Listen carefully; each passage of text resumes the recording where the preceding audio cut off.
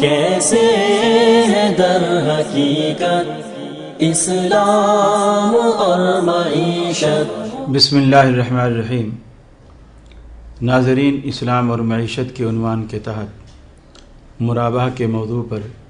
ابو انشاء قاری خلیل الرحمن جاوید حاضر خدمت ہے۔ مرابحہ کاروبار کی ایک ایسی شکل ہے جو اگر دیانت داری سے کیا جائے تو یہ بہترین اور خوبصورت شکل ہے، اس لیے کہ اس میں کسی کے ساتھ دھوکے کا، غرر کا امکان نہیں رہتا، اس لیے کہ بیچنے والا اس بات کا پابند ہوتا ہے کہ وہ اپنی چیز کی اصل لاگت، اصل قیمت وہ خریدنے والے پر ظاہر کرے اور واضح کرے، اور یہ بہت ہی زیادہ اچھی اور عمدہ بات ہے، اس لیے کہ یہی چیز مرابحہ کو باقی جو شراکت کی یا چیزوں کی، کاروبار کی جو قسمیں ہیں ان سے انہیں ممتاز کرتی ہے، اور اس میں جو اس نے قیمت خرید لگائی ہے وہ بھی شامل کرے، اور جو ایک جگہ سے دوسری جگہ لے جانے میں اس چیز پر اس کا جو خرچ ہوا ہے، مثلا اس نے وہ چیز جاپان سے منگوائی تو وہ فرض کر لیجئے وہ چیز 10 لاکھ روپے کی آئی، جب وہ پاکستان پہنچی تو جس بھی ذریعے سے آئی، چاہے وہ شپ کے ذریعے سے آئی، جس بھی ذریعے سے آئی، اس کا کرایہ اس پر لگا، وہ اس میں شامل کرے، کسٹم والوں نے جو اس سے پیسہ لیا وہ اس میں شامل کرے،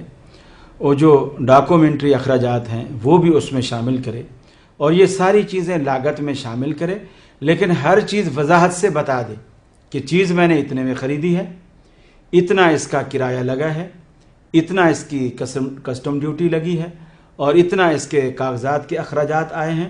اور یہ چیز، یہ سارے اخراجات ملا کر مجھے یہ چیز اب اتنے میں پڑ گئی ہے۔ اس چیز کو دیانت داری کے ساتھ فریق ثانی پر واضح کرے، اور یہی چیز مرابحہ میں دوسرے تمام کاروبار سے اس کو جو ہے وہ ممتاز کرتی ہے، اور یہ بہت خوبصورت شکل ہے، اس لیے کہ اس میں دھوکہ باقی نہیں رہتا۔ مجھے پتہ ہے یہ چیز اتنے کی ہے اور آگے میں مارکیٹ میں اتنے کی بیچوں گا، اگر وہ اصل قیمت نہیں بتاتا اور اس کو چھپاتا ہے، اصل قیمت نہیں بتاتا، اس کو چھپاتا ہے، تو پھر یہ شکل جو ہے وہ مرابحے کی شکل نہیں ہے۔ مساومہ میں اور مرابحہ میں بنیادی فرق یہی ہے۔ یہ جو روزمرہ کی چیزیں ہم خریدتے ہیں، ویسے سبزی والے سے ہم نے ٹماٹر مانگ لیے، کسی اور سے ہم نے چاول خرید لیے، چینی خرید لی، تو ہم دکاندار سے جا کر یہ نہیں پوچھتے کہ تمہیں یہ چینی کیا کلو پڑی ہے، ہم یہ نہیں پوچھتے، ہم یہ پوچھتے ہیں کہ ہمیں کیا کلو میں تو دے گا، اس لیے کہ اسے کتنے میں پڑی ہے یہ چیز مجہول ہے، جو ہمارے سامنے ظاہر نہیں ہے اسے پتہ ہے، اور وہ بھی بتانے کا پابند نہیں ہے۔ یہ مساومے کی شکل ہے، یعنی ہم جو روزمرہ چیزیں خریدتے ہیں، پرچون میں جو ہم چھوٹے موٹے کاروبار ہم کر رہے ہیں، ٹماٹر لے آئے، سبزی لے آئے، آلو لے آئے، چاول لے آئے، دالیں لے آئے، یہ چیزیں ہم مساومہ کی شکل میں لے آتے ہیں کہ قیمت خرید کا ہمیں پتہ نہیں ہوتا کہ دکاندار نے اسے کتنے میں خریدا ہے، اس کی کیا لاگت آئی ہے، ہمیں اس کا کوئی پتہ نہیں ہوتا۔ ہم نے پوچھا ٹماٹر کیا بھاؤ ہیں، اس نے کہا 25 روپے کلو، ہم نے کہا جی 1 کلو دے دیجئے، 2 کلو دے دیجئے، ہو سکتا ہے اسے وہ 5 روپے کلو پڑے ہوں، 10 روپے پڑے ہوں، 15-20 میں پڑے ہوں، یا اس سے زیادہ قیمت کے پڑے ہوں، ہمیں وہ صرف قیمت فروخت بتاتا ہے کہ میں اتنے میں بیچوں گا۔ یہ الگ بات ہے، ہمیں پتہ ہوتا ہے کہ اس میں اس کا منافع بھی شامل ہوگا اور اس کی اصل لاگت بھی شامل ہوگی، اس سے اخراجات بھی شامل ہوں گے، لیکن وہ کتنا ہوگا یہ ہمیں معلوم نہیں ہے۔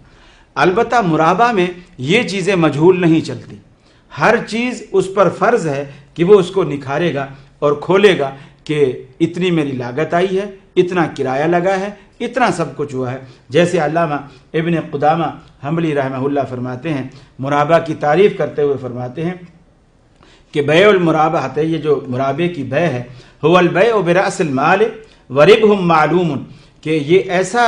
مرابحہ ہے، ایسا سودا ہے جس کی اصل رقم، کیپٹل، سرمایہ جو ہے وہ بھی اس کا معلوم ہے، اور اس کا نفع جو ہے وہ بھی معلوم ہے، اس لیے کہ وہ بتا رہا ہے میں نے اس چیز کو 50 روپے میں خریدا ہے، اب 60 روپے میں بیچوں گا، یا 50 میری لاگت آئی ہے، میں 60 میں اسے بیچوں گا، تو ظاہر بات ہے ہم سمجھ رہے ہیں کہ 50 اس کی لاگت ہے اور 10 روپے اس کا نفع ہے، اور اس میں دونوں چیزیں واضح ہیں۔ تو جب مرابہ کے اندر جب نفع اور اصل رقم اس کی لاگت یہ دونوں چیزیں واضح ہوں اور کھل کر دونوں فریقوں پر وہ چیزیں عیاں ہو جائیں تو اس صورت کو، اس شکل کو مرابہ کہا جاتا ہے۔ اور اگر یہ واضح نہ ہو کہ کتنے کی اس نے خریدی ہے، صرف وہ قیمت فروخت بتاتا ہے، تو یہ شکل اس کی مساومہ کی ہے، اور مرابہ اور مساومہ میں دونوں کے مابین یہی ایک فرق ہے۔ البتہ یہ اس کی ذمہ داری بنتی ہے کہ مرابہ کی صورت میں جب وہ یہ اپنی لاگت بتائے تو انتہائی دیانتداری کے ساتھ اور ایمانداری کے ساتھ، خدا خوفی کے ساتھ بالکل صحیح چیز بتائے، اس میں جھوٹ نہ بولے۔ بعض دفعہ ہمارے ہاں دکاندار اپنی چیز کو بیچنے کے لیے قسمیں تک کھا لیتے ہیں، اور یہ کہ جب ہم مثال کے طور پر ہم نے پوچھا یہ کپڑا کیا میٹر ہے، اب وہ جواب دیتا ہے جی یہ 70 روپے میٹر ہے، اور ہم کہتے ہیں کہ جی یار تو بہت زیادہ لگا رہا ہے، تو اس کو 50 روپے میٹر لگا لے، تو وہ جواب میں یہ کہہ دیتا ہے کہ جی 60 روپے میٹر تو مجھے گھر میں پڑا ہے، تو کیا 10 روپے بھی میرا حق نہیں بنتا کیا؟ اب وہ گاہک کو یقین آتا ہے، بعض دفعہ وہ قسم بھی کھا لیتا ہے کہ میں حلفاً کہتا ہوں مجھے 60 روپے میں پڑا ہے، تو اگر تو واقعی اس کو 60 میں پڑا ہے تو ٹھیک ہے، اس نے سچ کہا، اور اگر اس کو 30 روپے میں پڑا ہے اور اس نے گاہک کو اس 70 روپے پر آمادہ کرنے کے لیے جھوٹ بولا ہے کہ جی مجھے تو 60 روپے تو گھر میں پڑا ہے، میں آپ کو 50 میں کیسے دے دوں، تو یہ اس کا جھوٹ اس کی روزی کو، اس کے منافع کو، اس کے کاروبار کو حرام کر دے گا۔ رسول اللہ صلی اللہ علیہ وسلم نے فرمایا جھوٹی قسمیں کھا کر سودا تو بک جاتا ہے لیکن برکت اٹھ جاتی ہے۔ اس اعتبار سے ہمیں اپنے سودے میں، اپنے کاروبار میں، اپنے نفع میں، اپنے سرمایہ میں جہاں ہم منافع کا سوچتے ہیں تو یہ بھی منافع کا ایک حصہ ہے کہ اس میں بے برکتی نہ ہو، اس میں برکتی رہے، یہ بھی منافع کا ایک اہم حصہ ہے۔ چونکہ اگر سرمایہ ہمارے پاس بہت زیادہ آ گیا اور اس میں سے برکت اٹھ گئی تو پھر وہ زیادہ سرمایہ ہمارے لیے کس کام کا؟ برکت اٹھنے کے کئی معنی ہیں، مثلا یہ بھی ایک صورت ہے برکت کی کہ ایک شخص بالکل کم منافع لیتا ہے، اسے کم آمدنی ہوتی ہے، لیکن اللہ تعالیٰ اس کا گزارا بھی اسی کم سرمایہ میں، کم رقم کے اندر اللہ رب العالمین اس کا گزارا کرا دیتا ہے۔ مثال کے طور پر اس کو ایسی کوئی بڑی بیماری بھی نہیں لگاتا، مثلا وہ 6,000 7,000 10,000 روپے مہینہ کماتا ہے، اس کے 2-4 بچے بھی ہیں، چھوٹا موٹا مکان بھی ہے، بجلی اور گیس کے بل بھی آتے ہیں، اور باقی بچوں کی تعلیم کے اخراجات بھی ہیں، وہ سارے اس رقم میں ادا کرتا ہے، اور اللہ رب العالمین کی طرف سے اس میں برکت کی صورت یہ ہوتی ہے کہ اس پر اتنی کوئی اچانک آفت اللہ رب العالمین نہیں ڈالتا جس سے اس کا بجٹ آؤٹ ہو جائے، اس کے سارے کام جو ہیں اس بجٹ کے اندر چلتے رہتے ہیں۔ مثلا اسے اگر بیماری بھی لگے گی، بخار بھی آئے گا، تو اس کو نزلہ ہو گیا، کھانسی ہو گئی، زکام ہو گیا، تو وہ ایسی چیز ہے کہ وہ راہ چلتے کسی بھی پان والے کی دکان سے وہ 8 آنے کی پوسٹان خریدے گا اور پانی کے ساتھ حلق سے نیچے اتارے گا، صبح تک اس کی طبیعت حشاش بشاش ہو جائے گی۔ لیکن ایک شخص لاکھوں کماتا ہے لیکن حلال حرام کا خیال نہیں کرتا، اس کو وہ یہ سمجھ رہا ہے کہ میرا تو سرمایہ بہت زیادہ آ رہا ہے، اور یہ جو کم کما رہے ہیں حلال کے اوپر ڈٹے ہوئے ہیں یہ تو بے وقوف ہیں، حلال پہ آج کل کہاں گزارا ہوتا ہے، وہ حرام لیتا ہے۔ لیکن برکت کس طرح اٹھ جاتی ہے کہ اللہ رب العالمین جب ان کو بیماریاں لگاتا ہے، مثال کے طور پر اس نے 1 مہینے کے اندر 1 لاکھ روپیہ رشوت کا اس نے کما لیا، اس کی تنخواہ فرض کر لیجئے 10,000 روپے ہے، لیکن اس نے 1 لاکھ روپیہ رشوت کا 1 مہینے کے اندر کما لیا۔ اب پتہ چلا جب وہ دفتر سے گھر آیا ہے اس کا بچہ سیڑھی سے گرا ہے، اس کی ٹانگ ٹوٹ گئی ہے، اب وہ جلد سے ظاہر بات ہے پیسے والا آدمی ہے، چھوٹے موٹے ہسپتال میں بھی اس کا علاج نہیں ہوتا، آغا خان میں لے گیا، کسی بڑے ہاسپٹل میں لے گیا، پرائیویٹ ہاسپٹل میں لے گیا، اب انہوں نے اس کا علاج کیا، پتہ چلا وہ جو 1 مہینے میں کما کے لایا تھا آج ایک ہی دن کے ٹیسٹوں کے اندر، دوائیوں کے اندر، ڈاکٹروں کی فیس کے اندر اور کمرے کے کرائے کے اندر وہ سارا کچھ اڑ گیا ہے، الٹا اس کو قرضہ بھی لینا پڑ گیا ہے۔ اور بعض دفعہ ایسا بھی ہوتا ہے کہ اس نے سالوں کمایا، اتنا جمع کیا، لیکن ایسی بے برکتی آتی ہے، اللہ ایسی بیماری اس کو لگا دیتا ہے کہ آغا خان والے بھی کہہ دیتے ہیں کہ بھائی تیرا علاج یہاں نہیں ہے، تجھے امریکہ جانا پڑے گا۔ اس کے بعد وہ وہاں جاتا ہے، وہ ساری فیسیں ڈالروں میں پے کرتا ہے، ہوٹل کا کرایہ یا ہاسپٹل کا کرایہ یا اس روم کا کرایہ وہ بھی ڈالروں میں پے کرتا ہے، کھانے کا جو بھی اخراجات ہے وہ بھی ڈالروں میں پے کرتا ہے، آنے جانے کے جو ہوائی جہازوں کے کرائے ہیں یہ بھی ڈالروں میں پے کرتا ہے۔ پتہ چلا وہ جو जो सालों में जमा पूंजी थी उसके पास, वो सारी हफ्तों और दिनों के अंदर उड़ गई। तो इस एतबार से इंसान को ये सोचना चाहिए और अपनी मईशत में हमेशा हलाल और हराम का ख्याल रखना चाहिए। और ये कुछ ख़रीद व फ़रोख्त की उमूमी शराइत हैं जो हर मुआहदे के अंदर शामिल हैं, रहनी चाहिए। कुछ मुराबा की जो हैं वो अलग से शराइत भी हैं और कुछ जो हैं वो उमूमी शराइत हैं जो उसके अंदर दाखिल रहती हैं। मुराबा की अगर शरई हैसियत को देखा जाए तो मुराबा की शरई हैसियत भी बिल्कुल एक मुसल्लम है और ये दुरुस्त है और रसूल सल्लल्लाहु अलैहि वसल्लम से भी साबित है। इब्न खुदामा हम्बली रहमहुल्लाह फरमाते हैं कि ये एक ऐसी जायज़ किस्म है कि ला खिलाफा फ़ी सिहतिही, इसकी सेहत में किसी का कोई इख्तलाफ नहीं है और हम ऐसी कोई बात नहीं जानते कि किसी ने इसके अंदर इख्तलाफ किया हो। और ये बिल्कुल यानी सब की मुत्तफ़िक़ अलैह जो है ये चीज़ है और हमें उसको कबूल करना चाहिए। और बेहतरीन शक्ल है कारोबार की जब आप उसमें लागत को, उसके प्रॉफिट को इंतहाई दियानतदारी के साथ आप उसके ऊपर खोलते हैं। कैसे है दर हकीकत इस्लाम और मईशत,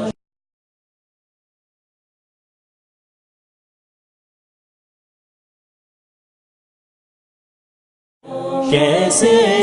है दर हकीकत इस्लाम और मईशत।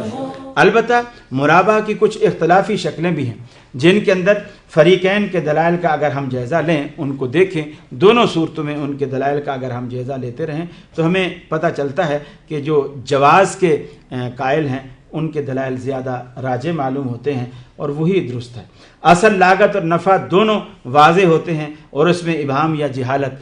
का कोई ख़तरा और कोई शक बाकी नहीं रहता, यानी ये धोखे से पाक एक कारोबार की किस्म है जो बेहतरीन किस्म है। इसी तरह कुरान और सुन्नत में भी ऐसी कोई ममानियत नहीं मिलती जो इसके अदम जवाज़ पर दलालत करती हो। हमें कुरान और सुन्नत से ऐसी कोई बात साबित नहीं होती, कोई बात हम तक नहीं पहुंचती जिसमें रसूलुल्लाह सल्लल्लाहु अलैहि वसल्लम ने इस किस्म को कि जिसमें असल लागत और उसका मुनाफा ज़ाहिर कर दिया गया हो कि मुझे ये चीज़ इतने में पड़ी है और मैं ये चीज़ आपको इतने में बेचूंगा, इतना मेरी लागत है, इतना किराया है, इतने की ख़रीद है और इतना मेरा नफ़ा है। तो ये बेहतरीन एक शक्ल है और हमें इसे इख्तियार करना चाहिए और उसमें कोई कबाहत वाली बात नहीं है। अलबत्ता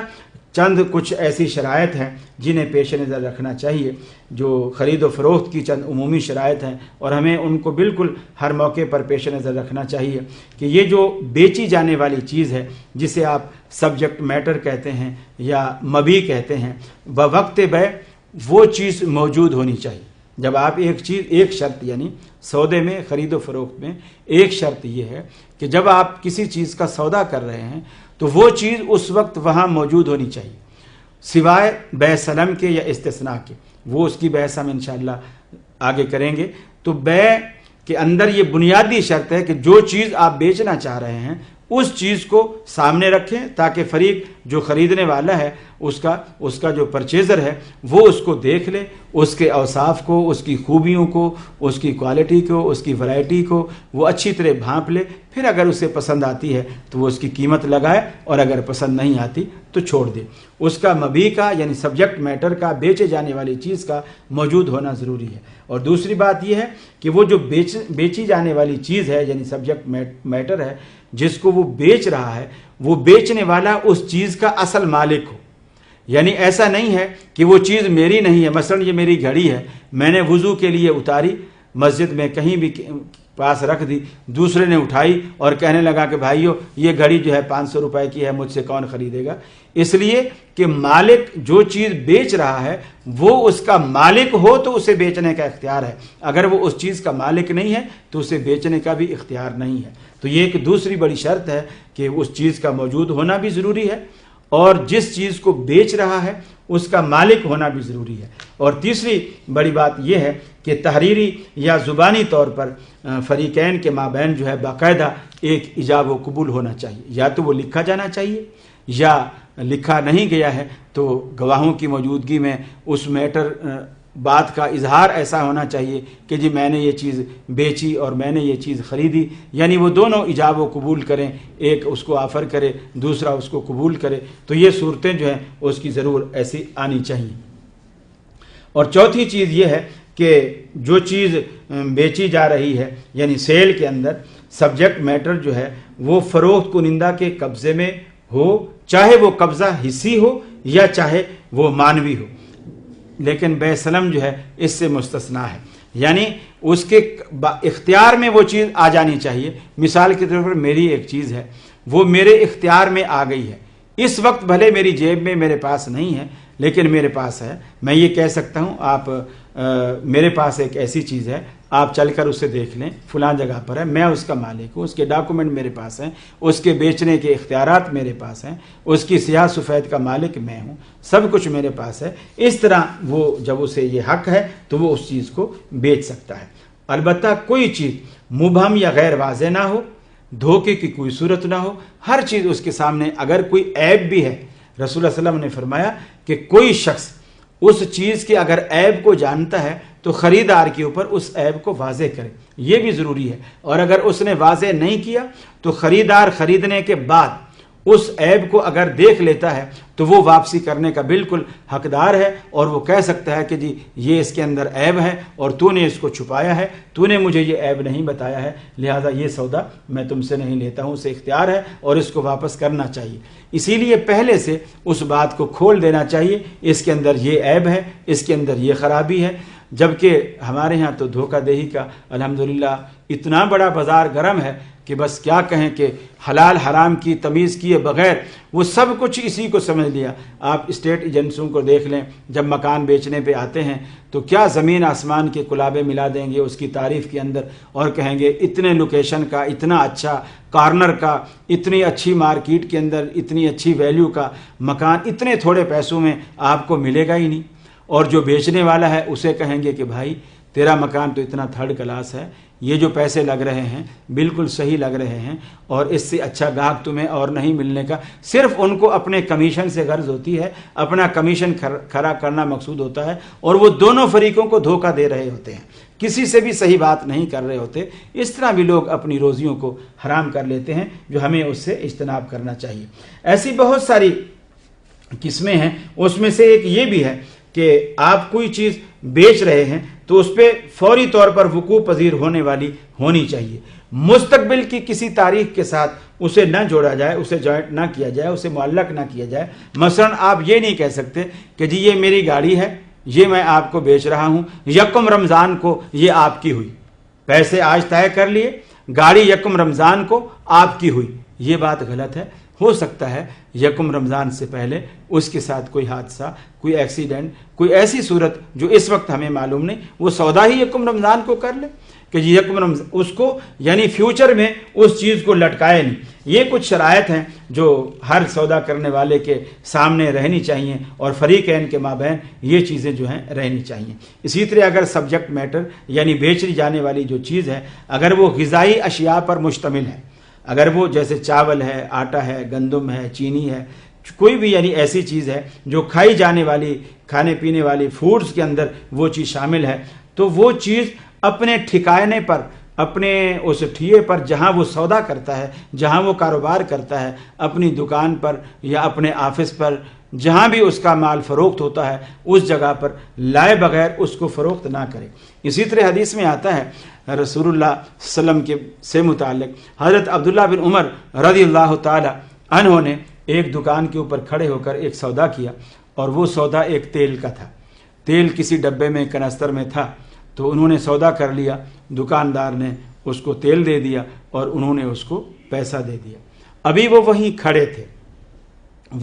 تھے تو ایک صاحب آئے اور انہوں نے ان سے سودا کیا کہ جی دکاندار سے کہا کہ جی مجھے تیل چاہیے، اس نے کہا جی میرے پاس تو ایک ہی کنستر تھا جو میں نے فلاں کو بیچ دیا ہے،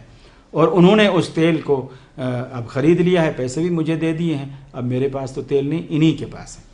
تو اس شخص نے ان کو آفر کر دی کہ ٹھیک ہے جی آپ نے اتنے کا تیل لیا ہے، میں آپ کو اوپر اتنا پرافٹ دیتا ہوں، یہ تیل آپ مجھے دے دیں۔ حضرت عبداللہ بن عمر رضی اللہ تعالیٰ عنہ اس کا پرافٹ سن کر کے بھی میں نے ابھی سودا کیا ہے، اور ابھی میں نے ان کو پیسے دیے ہیں، اور ابھی میں نے تیل لیا ہے، میں نے ابھی کہیں اٹھا کر لے بھی نہیں گیا ہوں، میرا کوئی اور خرچہ بھی نہیں ہوا ہے، اور یہ ابھی اس کا سودا بھی ہو گیا ہے اور منافع بھی مجھے مل رہا ہے، وہ اس پر راضی ہو گئے۔ تو راضی ہونے کے بعد جیسے ڈن کرنے کے لیے، سودے کو ڈن کرنے کے لیے اس کے ہاتھ میں ہاتھ ڈالنے کے لیے ہاتھ آگے بڑھایا تو عبد الرحمن بن عوف رضی اللہ تعالیٰ عنہ وہاں موجود تھے. انہوں نے عبداللہ بن عمر رضی اللہ تعالیٰ عنہ کا ہاتھ پکڑا اور کہا کہ عبداللہ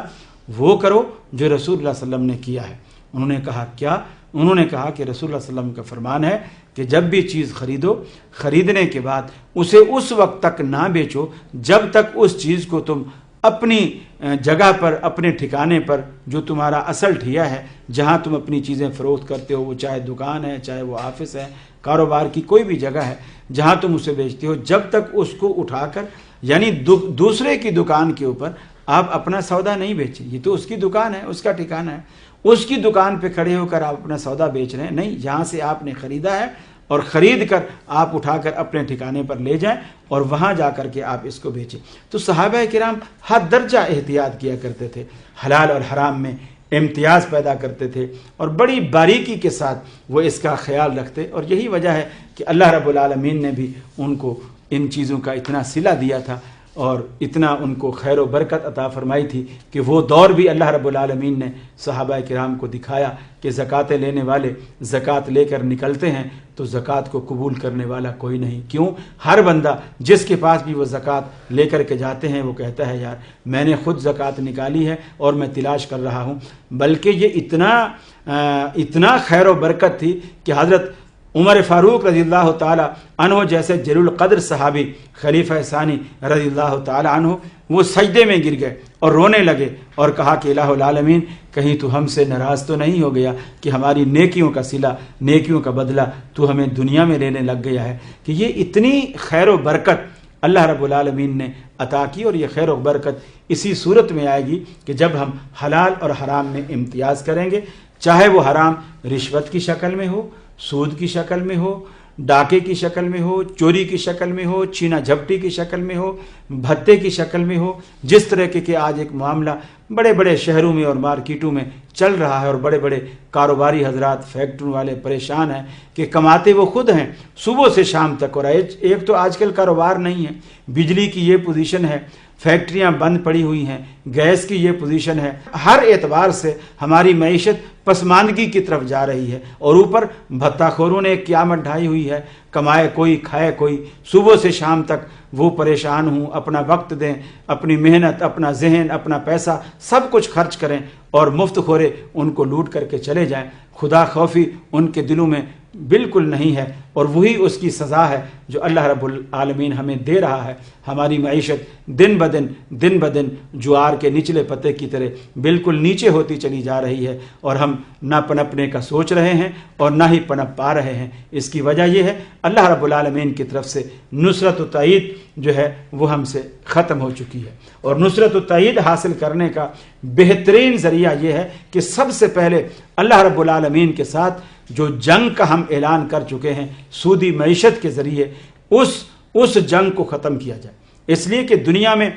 امن قائم کرنے والی اور امن کی برکھا برسانے والی، رحمتوں کی برکھا برسانے والی اللہ ہی کی ذات ہے. اور جب ہم اس کے ساتھ لڑ بیٹھیں گے، اس سے ناراضگی مول لے بیٹھیں گے تو پھر دنیا میں امن کہاں سے آئے گا؟ ہمارے گھروں میں امن کہاں سے آئے گا؟ ہماری مارکیٹوں میں امن اور چین کہاں سے آئے گا؟ تو یہ چیزیں دیکھنے کے لیے اور یہ چیزیں حاصل کرنے کے لیے ہمیں وہ صحابہ کرام والا طرز، صحابہ کرام والی احتیاط اور قرآن و سنت کی تعلیمات پر عمل پیرا ہونے کا جذبہ جو ہے یہ اپنے اندر ہمیں ہر صورت میں ہمیں رکھنا ہوگا. اگر ہم ایسا نہیں کر پائیں گے تو یقین جانیے وہ وقت دور نہیں کہ اللہ رب العالمین ہمیں صفحہ ہستی سے مٹا دے اور ہماری جگہ ایسی قوموں کو لے آئے جو قومیں اللہ رب العالمین کے فرامین پر عمل کرنے والی ہوں، اللہ رب العالمین کے فرامین کو ماننے والی ہوں. ہمارے ہاں ایک عذر ہوتا ہے اسلام کو ترک کرنے کا، اسلامی معیشت کو ترک کرنے کا اور اسلامی معیشت کو بالکل ایک الگ کنارے کرنے کا ایک ہی عذر ہوتا ہے کہ جی 1400 سال پرانا نظام ہے، اس دور کے تقاضے اور تھے، اس دور کے تقاضے اور ہیں. لیکن یاد رکھ لیجئے اللہ رب العالمین نے اپنے پیغمبر سے جب یہ بات کہی کہ الیوم اکملت لکم دینکم واتممت علیکم نعمتی ورضیت لکم الاسلام دینا، کہ میں نے آج تم پر اپنا دین مکمل کر دیا ہے، تو وہ ایسے نہیں کہہ دیا. یہ اللہ رب العالمین نے کہا ہے کسی ایرے غیرے نتھو خیرے کا یہ جملہ نہیں ہے. اللہ رب العالمین نے قرآن مجید میں ان الفاظ کو بیان فرمایا ہے، اور اللہ رب العالمین نے جو بیان فرمایا ہے وہی حق ہے. یہ دین قیامت تک آنے والی نسلوں کے زندگی بھر کے تقاضے، ان کے دستوری تقاضے، ان کے نظام حیات کے تقاضے پورے کرنے کی صلاحیت یہ صرف اسلام کے اندر اللہ نے رکھی ہے. اللہ سے دعا ہے اللہ ہمیں استفادے کی توفیق عطا فرمائے. السلام علیکم. کیسے ملے گی برکت اور کیا ہے وجہ ذلت، جائز ہے نفع کتنا، کیا سود کی ہے حرمت، کیسے ہے در حقیقت اسلام اور معیشت، کیسے ہے در حقیقت اسلام اور معیشت.